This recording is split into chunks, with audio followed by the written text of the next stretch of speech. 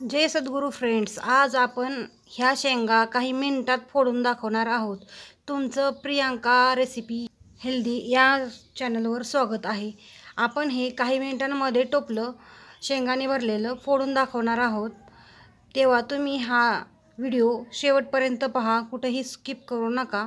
आता आपण काय करणार आहोत, हे टोपल्यातले शेंगा आपण अशा पद्धतीच्या पिशवीमध्ये, अशा पद्धतीची छोटी पिशवी आहे, यामध्ये आपण भरून घेणार आहोत।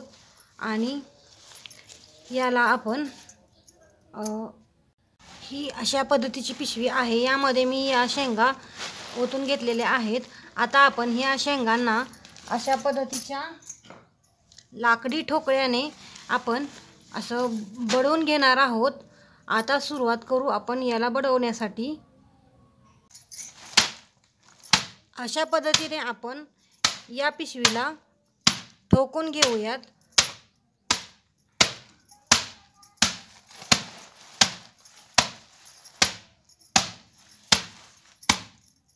आपण ही प्रक्रिया घराच्या बाहेर करणार आहोत, कारण यामुळे धूळ पसरण्याची शक्यता असते। ओट्यावर वगैरे करणार आहोत।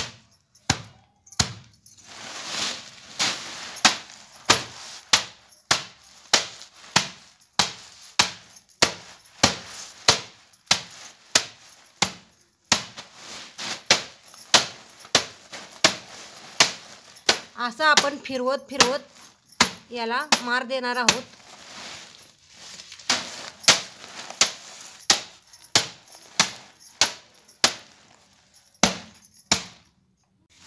अशा पद्धतीने आपल्याला मारून घ्यायचंय ह्याला। आपले आता 10 मिनिटं होत आलेली आहेत आणि आपल्याला आता असं बघायला भेटल, अशा पद्धतीने फुटलेले आहे। या ठिकाणी आपण मारणार आहोत। या ठिकाणी पहिले स्टार्टिंगला मारणार होतो, पण आता या ठिकाणी मारणार आहोत, कारण आपले शेंगा फुटलेले आहेत। आता या ठिकाणी मारणार आहोत।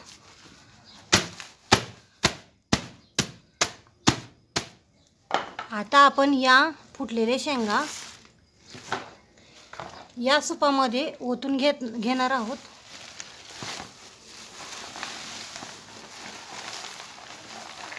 अर्ध्या ओतून घेतलेल्या आहेत।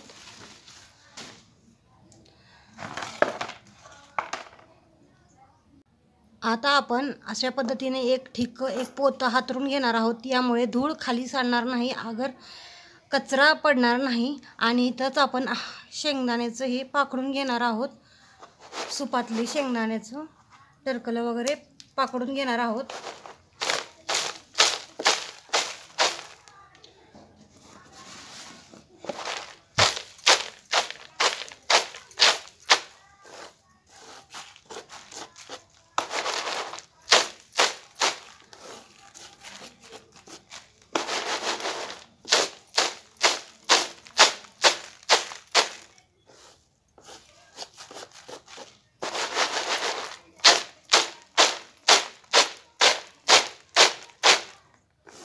अशा पद्धतीने हा कचरा आपण खाली टाकणार आहोत पोत्यावर।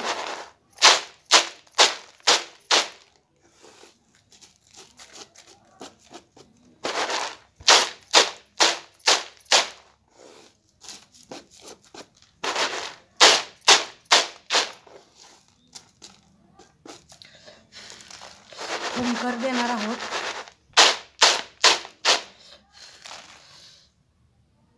अशाच पद्धतीने सगळ्या शेंगा आपल्याला हे गाठोडं पण आपल्याला करून घ्यायचंय। अशा पद्धतीने घोळणार आहोत आणि यामधले शेंगा बाजूला काढणार आहोत।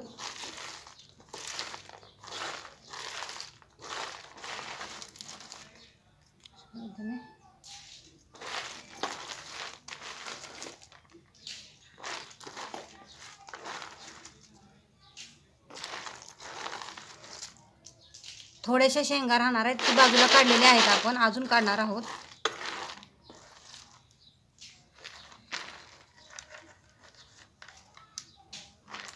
यामध्ये कमीत कमी शेंगा फुटलेल्या आहेत आणि 15 मिनिटामध्ये आपल्याला टोपलं भरून शेंगा फोडून होणार आहे.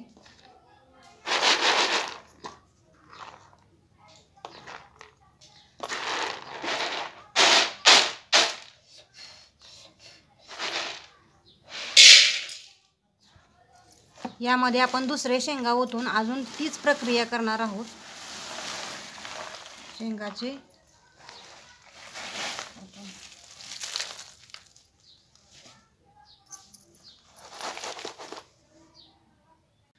अशा पद्धतीने आपले शेंगा फोडून झालेले आहेत. फक्त 15 मिनिटामध्ये आपण सगळे एवढ्या टोपलं भरून शेंगा फोडलेले आहेत. मला शेंगा फोडण्याची झंझट वाटते म्हणून मी ही ट्रिक्स वापरते. तुम्हाला कसं वाटलं हा व्हिडिओ कमेंटमध्ये सांगा. लाईक करा, सबस्क्राईब करा. थँक्यू. मी आता यापासूनच रसगुल्ले पण बनवणार आहे. तो तुम्ही पुढचा व्हिडिओ बघा नक्कीच.